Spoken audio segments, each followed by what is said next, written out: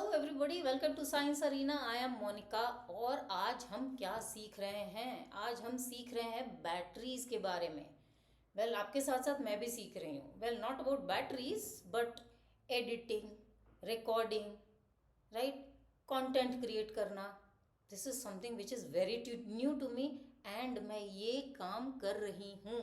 All right, ये काम मैं कर रही हूँ आपके लिए, so that you also learn, I also learn, so both are learning certain things which are new. So अगर कुछ गलतियां होती हैं तो नज़रअंदाज कर दें।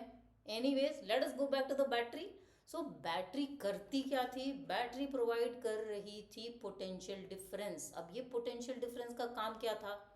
एक फोर्स क्रिएट कर रहा था ये potential difference in a circuit, and ये फोर्स जो है it was causing charges to flow through the circuit and create current. ये हमने पार्ट 1 में सीखा है। नहीं समझ आ रहा तो please go back to part 1 and then come to this. So हमारे बैटरी में दो टर्मिनल्स डेवलप हो गए थे। क्यों? Electrolyte was splitting up to create two charges, positive negative. So positive charges एक प्लेट पे डेवलप हो गए, नेगेटिव चार्जेस दूसरे प्लेट पे डेवलप हो गए। सो पॉजिटिव प्लेट पे पॉजिटिव पोटेंशियल, नेगेटिव प्लेट पे negative potential, and a potential difference was created. अब ये पोटेंशियल डिफरेंस को ही हम कहते हैं इलेक्ट्रोमोटिव फोर्स और ईएमएफ। अब इस ईएमएफ को हम कैसे रिप्रेजेंट करते हैं? एप्सिलॉन, ई, एप्सिलॉन। सो एप्सिलॉन रिप्रेजेंट्स ईएमएफ। अब इसमें नोटिस करने वाली क्या बात है?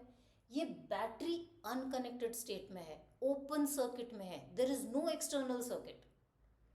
So the kind of potential difference which is present is EMF only when the battery is in open circuit. इसके साथ और कोई external circuit connected नहीं है.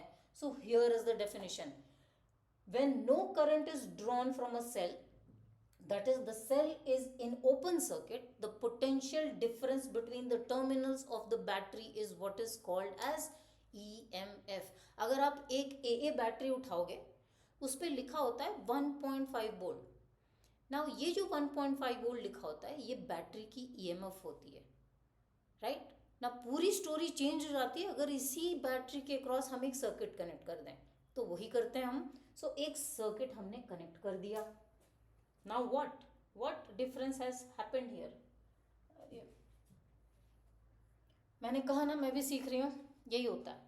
ऑल राइट, सो नाउ हमने एक एक्सटर्नल सर्किट कनेक्ट कर दिया बैटरी पे। तो एक्सटर्नल सर्किट में जब भी कनेक्ट करेंगे एक रेजिस्टेंस होगा। अब बल्ब कनेक्ट कर दो, बल्ब की रेजिस्टेंस होगी। फैन कनेक्ट कर दो, फैन की रेजिस्टेंस होगी। एक नॉर्मल रेजिस्टेंस कनेक्ट कर दो, रेजिस्टेंस होगी ही। अब क्या होना शुरू हो गया? जिस बैटरी को हमने अनकनेक्टेड स्टेट में रखा था उसमें कोई करंट नहीं था। द मोमेंट हमने एक सर्किट क्रिएट कर दिया तो करंट फ्लो शुरू हो गया। अब जैसे करंट फ्लो शुरू हो गया, सो बैटरी के अंदर केमिकल रिएक्शन स्टार्ट हो गए इलेक्ट्रोलाइट में। सो केमिकल रिएक्शन स्टार्ट होने की वजह से क्या हुआ? फिर बैटरी के अंदर एक इंटरनल रेजिस्टेंस डेवलप हो गया, और उस internal resistance of the battery को हम रिप्रेजेंट करते हैं स्मॉल आर से, राइट। अब इस स्मॉल रेजिस्टेंस जो ये स्मॉल रेजिस्टेंस डेवलप हो गया with in the electrolyte of the battery, जब करंट फ्लो होता है इसके अक्रॉस, राइट, जब इसके अक्रॉस करंट फ्लो होगा तो क्या होगा? इसके अक्रॉस वोल्टेज ड्रॉप होगा।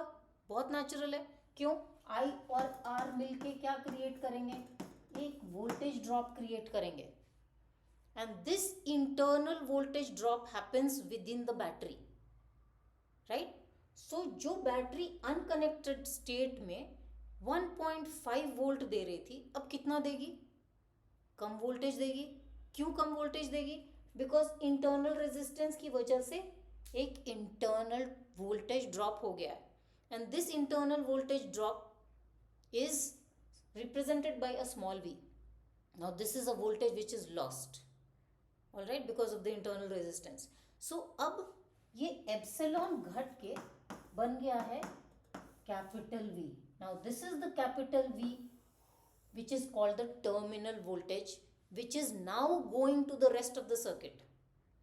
So ideal condition में जिस बैटरी को 1.5 वोल्ट क्रिएट करना चाहिए था, वो सिर्फ क्रिएट कर रही है परहैप्स 1.4 वोल्ट, जहाँ पे ये 0.1 वोल्ट कहाँ गया? Well, it was the lost voltage due to the internal resistance of the battery, right? So this is what is creating terminal voltage.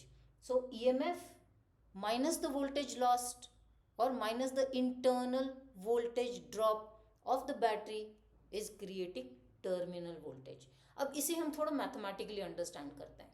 So EMF basically क्या चीज़ पर डिपेंडेंट होता है? जनरली हमारा इलेक्ट्रोलाइट का नेचर क्या है, हमारे इलेक्ट्रोड्स के नेचर का नेचर क्या है. सो उस पर डिपेंडेंट होता है हमारा EMF. अब ये internal resistance of the battery किस पर डिपेंडेंट हो जाएगी? So naturally again coming back to the same aspect, अब सब चीज़ तो इंटरनल है, बैटरी के अंदर है. सो सारी कहानी बैटरी के अंदर ही होगी. हमारा इलेक्ट्रोलाइट का नेचर क्या है, उसका कॉन्सेंट्रेशन क्या है. सो नेचर क्या है का मतलब ये हुआ आयनिक कितना है इलेक्ट्रोलाइट हमारा. इलेक्ट्रोड्स का नेचर क्या है, इलेक्ट्रोड्स के बीच का डिस्टेंस क्या है, सरफेस एरिया कितनी है हमारे इलेक्ट्रोड्स की. So these are all going to impact internal resistance of the cell. Alright. So अगर हम इस कॉन्सेप्ट को मैथमेटिकली एस्टैब्लिश करें तो कैसा दिखेगा? Now this is what I am going to do and try and correlate EMF to terminal voltage. देखते हैं. सो हमें क्या करना है? ऑलराइट. सो हमें करना ये है कि थोड़ा मैथमेटिकली वर्कआउट करते हैं. सो दिस वाज EMF, ठीक है. V is represented by terminal voltage.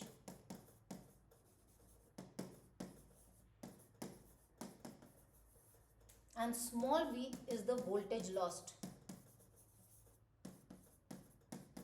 right? और internal voltage drop, इसे जो भी बुला लो. Now small v की वैल्यू क्या आ रही है?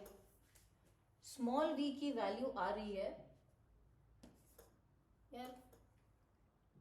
ऑलराइट. स्मॉल v की वैल्यू क्या आएगी? सो स्मॉल v कहाँ पे हो रहा है? यहाँ पे हो रहा है, इस एरिया में. इंटरनल रेजिस्टेंस के वजह से हो रहा है. सो स्मॉल v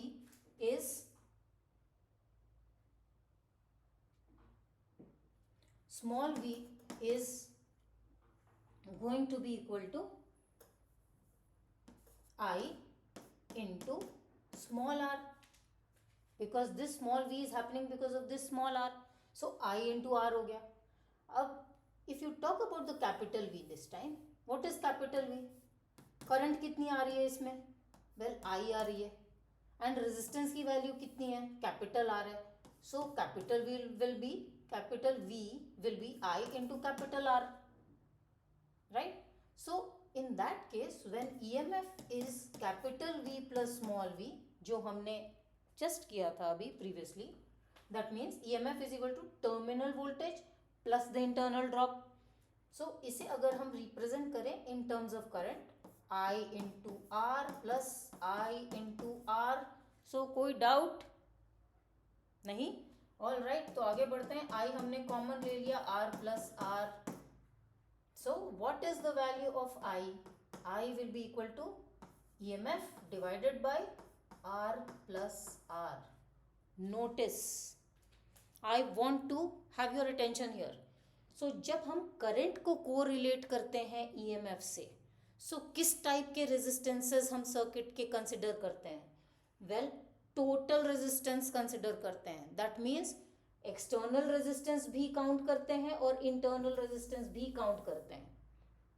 सो अगर एक्सटर्नल रेजिस्टेंस मेरी 5 ओम है और इंटरनल रेजिस्टेंस मेरी 1 ओम है, सो यहाँ पे जो मैं रेजिस्टेंस कंसिडर करूँगी for the calculation of current और for correlating EMF to current will be R plus small r, capital R plus small r, यानी कि 6 ओम्स लूंगी मैं.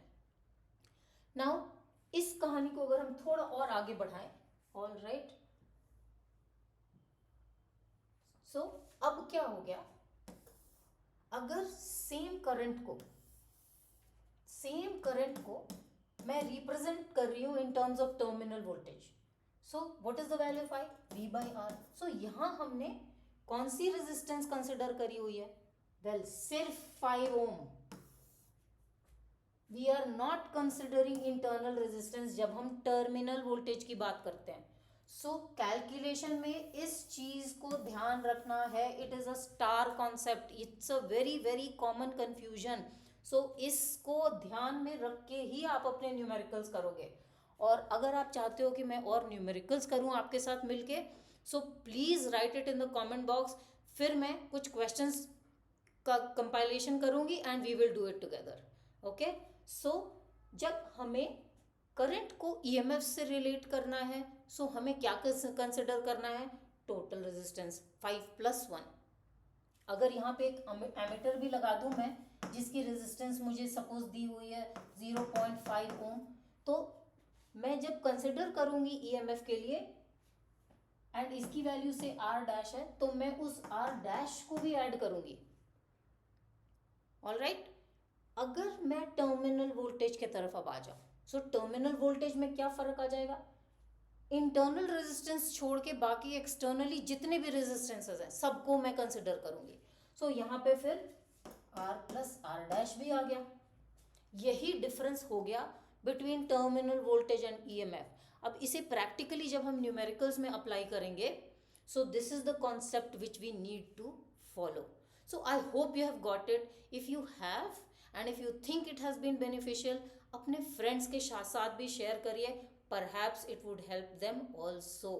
Keep learning with me and do stay connected. Thank you so much for joining.